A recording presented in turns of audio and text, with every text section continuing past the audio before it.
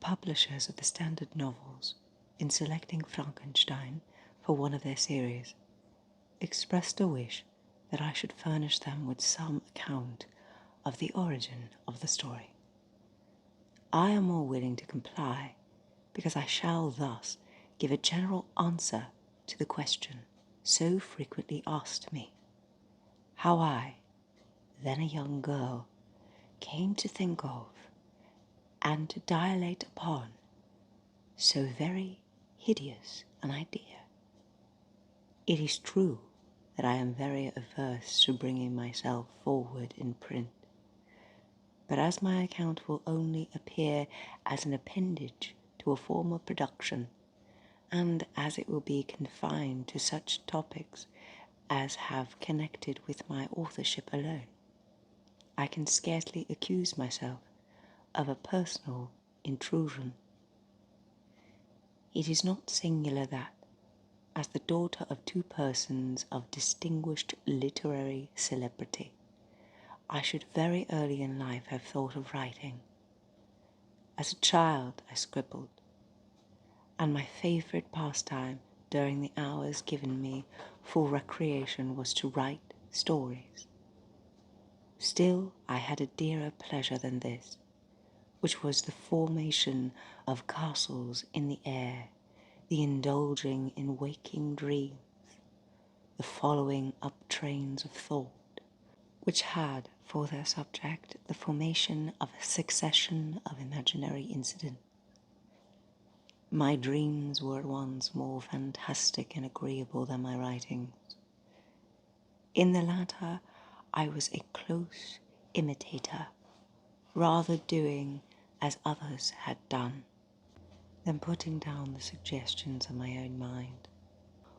What I wrote was intended at least for one other eye, my childhood's companion and friend, but my dreams were all my own. I accounted for them to nobody. They were my refuge when annoyed, my dearest pleasure when free. I lived principally in the country as a girl, and passed a considerable time in Scotland.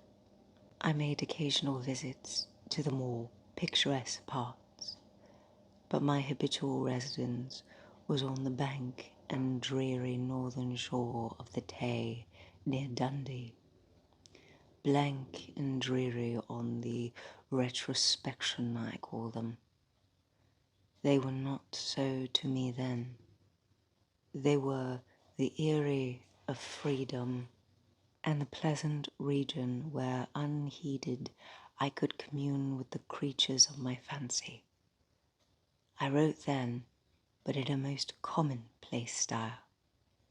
It was beneath the trees of the grounds belonging to our house, or on the bleak side of the woodless mountains near, that my true compositions, the airy flights of my imagination, were born and fostered. I did not make myself the heroine of my tales. Life appeared to me too commonplace an affair as regarded myself. I could not figure to myself that romantic woes or wonderful events would be my lot. But I was not confined to my own identity, and I could people the hours with creation far more interesting to me at that age than my own sensations. After this my life became busier, and reality stood in place of fiction. My husband, however, was from the first very anxious that I should prove myself worthy of my patronage, and enroll myself on the page of fame. He was forever inciting me to obtain literary reputation, which even on my own part I cared for then, though since I have become infinitely indifferent to it. At this time he desired that I should write, not so much with the idea that I could produce anything worthy of notice, but that he might himself judge how far I possessed the promise of better things hereafter. Still I did nothing.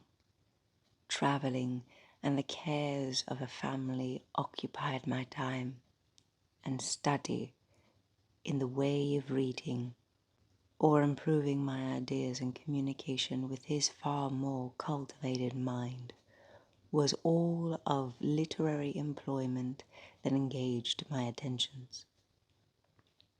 In the summer of 1816, we visited Switzerland and became the neighbours of Lord Byron.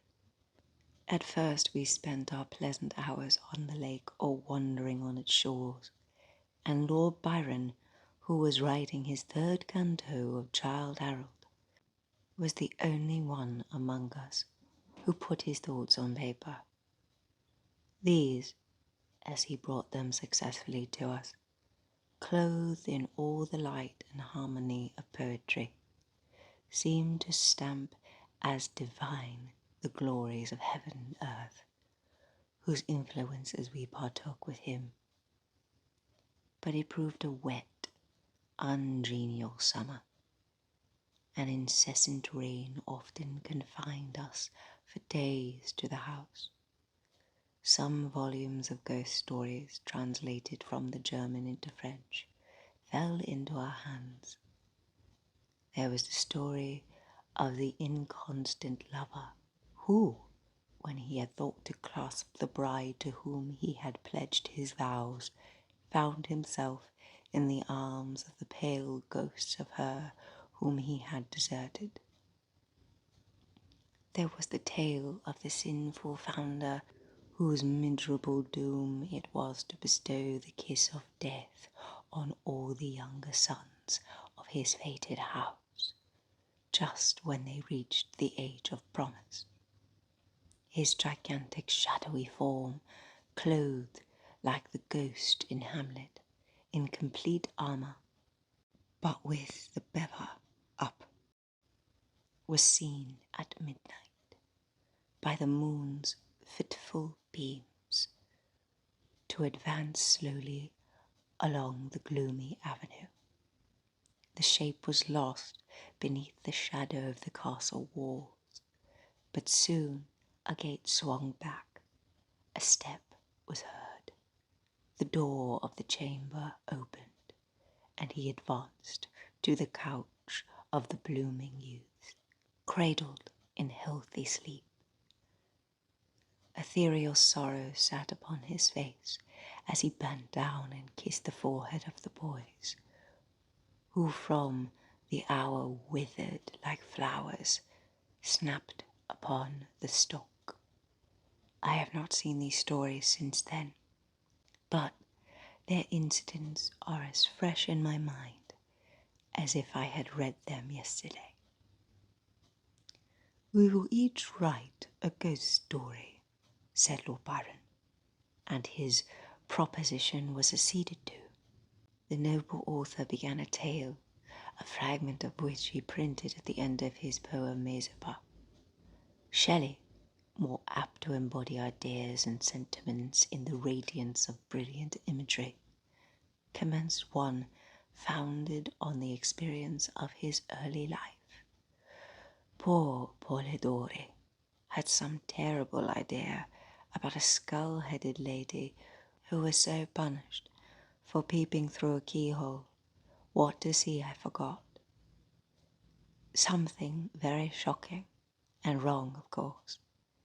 But when she was reduced to the worse condition than the renowned Tom of Coventry, he did not know what to do with her, and was obliged to dispatch her to the tomb of the Capulets, the only place for which she was fitted.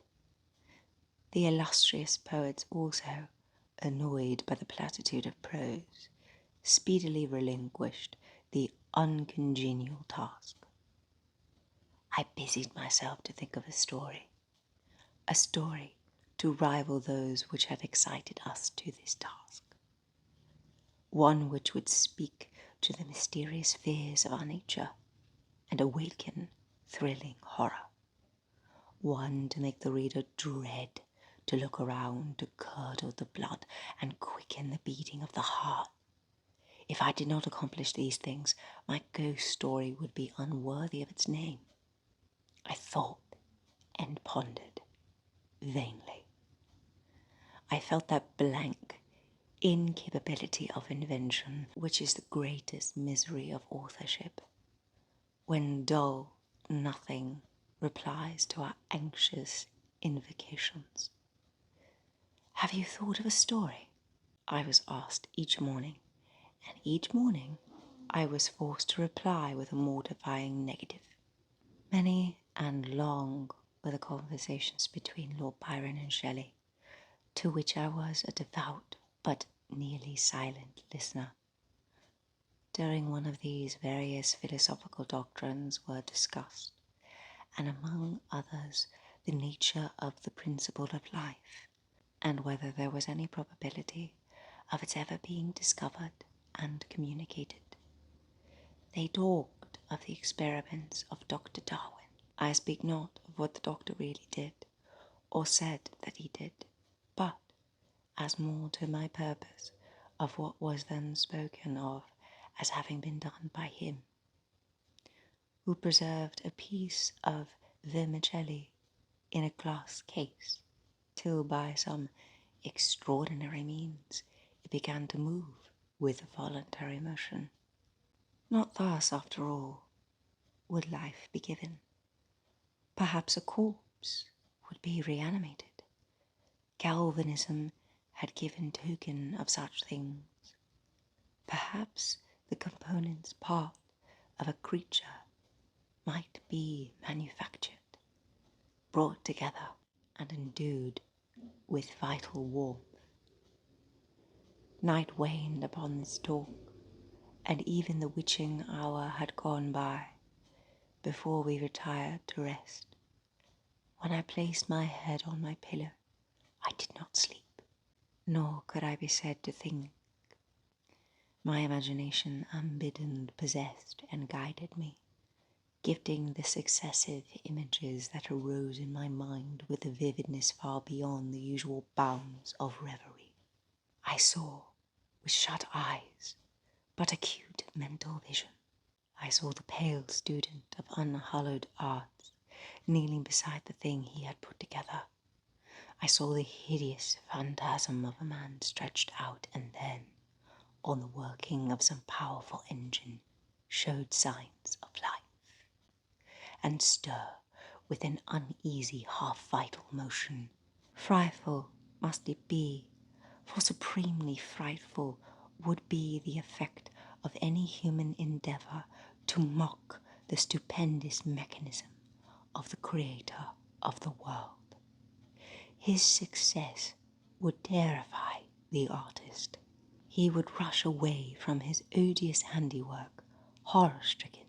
He would hope that, left to itself, the slight spark of life which he had communicated would fade, that this thing, which he had received such imperfect animation, would subside into death matter, and he might sleep in the belief that the silence of the grave would quench forever the transient existence of the hideous corpse which he had looked upon as the cradle of life. He sleeps, but he is awakened. He opens his eyes. Behold, the horrid thing stands at his bedside, opening the curtains and looking on him with yellow, watery, but speculative eyes. I opened mine in terror. The idea so possessed my mind that a thrill of fear ran through me, and I wished to exchange the ghastly image of my fancy for the realities around. I see them still, the very room, the dark parquet, the closed shutters with the moonlight struggling through, and the sense I had that the glassy lake and white high Alps were beyond. I could not so easily get rid of my hideous phantom. Still, it haunted me. I must try to think of something else. I recurred to my ghost story. My tiresome, unlucky ghost story. Oh, if I could only contrive one which would frighten my reader as I myself had been frightened that night. Swift as light and as cheering was the idea that broke in upon me. I have found it. What terrified me will terrify others. And I need only describe the spectre which had haunted my midnight pillow. On the morrow, I announced that I had thought of a story. I began that day with the words, "It was on a dreary night of November," making only a transcript of grim terrors of my waking dream. At first, I thought but of a few pages of a short tale, but Shelley urged me to develop the idea at greater length. I certainly did not owe the suggestion of one incident, nor scarcely of one train of feeling to my husband. And yet, but for his incitement, it would never have taken the form in which it was presented. From this declaration, I must accept the preface. As far as I can recollect, it was entirely written by him. And now, once again, I bid my hideous progeny go forth and prosper. I have an affection for it was the offspring of happy days, when death and grief were but words, which found no true echo in my heart. Its several pages speak of many a walk, many a drive, and many a conversation, when I was not alone, and my companion was one who, in this world, I shall never see more. But this is for myself. My readers have nothing to do with these associations. I will add but one word as to the alterations I have made. They are principally those of style. I have changed no portion of the story, nor introduced any new ideas or circumstances. I have mended the language, where it was so bald as to interfere with the interests of the narrative, and these changes occur almost exclusively in the beginning of the first volume. Throughout, they are entirely confined to such parts as are mere adjuncts to the story, leaving the core and substance of it untouched. MWS, London, October 15th, 1831. The events on which this fiction is founded has been supposed, by Dr. Darwin and some of the physiological writers of Germany, as not of impossible occurrence. I shall not be supposed as according the remotest degree of serious faith to such an imagination, yet in assuming it as the basis of a work of fancy, I have not considered myself as merely weaving a series of supernatural terrors. The event on which the interest of the story depends is exempt from the disadvantages of a mere tale of spectres or enchantment. It was recommended by the novelty of the situations which it develops, and, however impossible as a physical fact, affords a point of view to the imagination for the delineating of human passions more comprehensive and commanding than any which the ordinary relations of existing events can yield. I have thus endeavoured to preserve the truth of the elementary principles of human nature, while I have not scrupled to innovate upon their combinations. The Iliad, the tragic poetry of Greece, Shakespeare in The Tempest and Midsummer Night's Dream, and the most especially Milton in Paradise Lost, conform to this rule, and the most humble novelist who seeks to confer or receive amusement from his labours may, without presumption, apply to prose fiction a license, or rather a rule, from the adoption of which so many exquisite combinations of human feeling have resulted in the highest specimen of poetry. The circumstances on which my story rests was suggested in casual conversation. It was commenced partly as a source of amusement and partly as an expedient for exercising any untried resources of mind. Other motives were mingled with these as the work proceeded. I am by no means indifferent to the manner in which whatever moral tendencies exist in the sentiments or characters it contains shall affect the reader. Yet my chief concerns in this respect has been limited to the avoiding the enervating effects of the novels of the present day, and to the exhibition of the amiableness of domestic affection, and the excellence of universal virtue. The opinions which naturally spring from the character and situation of the hero are by no means to be conceived as existing always in my own conviction, nor is any inference justly to be drawn from the following pages as prejudicing any philosophical doctrine of whatever kind. It is a subject also of additional interest to the author that this story was begun in the majestic region where the scene is principally laid, and in society which cannot cease to be regretted. I passed the summer of 1816 in the environs of Geneva. The season was cold and rainy, and the evenings were crowded around by a blazing wood fire, and occasionally amused ourselves with some German stories of ghosts, which happened to fall into our hands. These tales excited in us a playful desire of imagination. Two other friends, a tale from the pen of one of whom would be far more acceptable to the public than anything I can ever hope to produce, and myself, agreed to write each a story founded on some supernatural occurrence. The weather, however, suddenly became serene, and my two friends left me on a journey among the Alps, and lost in the magnificent scenes which they present all memory of their ghostly visions. The following tale is the only one which has been completed. Marlow, September 1817.